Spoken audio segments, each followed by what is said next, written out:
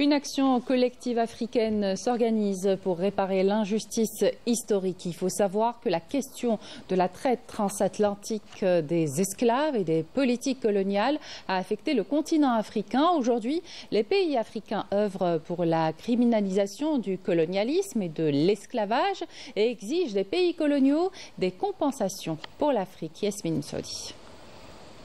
Le sommet de l'Union africaine a été marqué par des appels insistants à une condamnation ferme des crimes du colonialisme et de ses conséquences.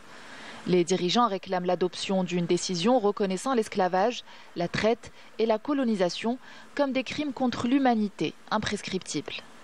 La décision de l'Union africaine contre les crimes du colonialisme et les génocides perpétrés contre les peuples du continent est une nécessité et une question de dignité.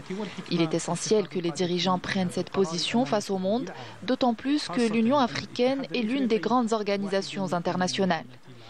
Cette décision s'impose car ces actes constituent des crimes contre l'humanité et des massacres d'une brutalité inacceptable.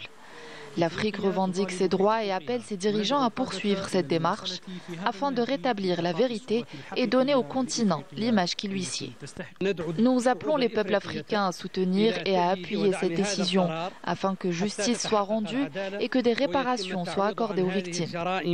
Le génocide commis contre les peuples africains a freiné leur développement. C'est pourquoi la décision des dirigeants représente une avancée majeure vers la reconnaissance et la justice.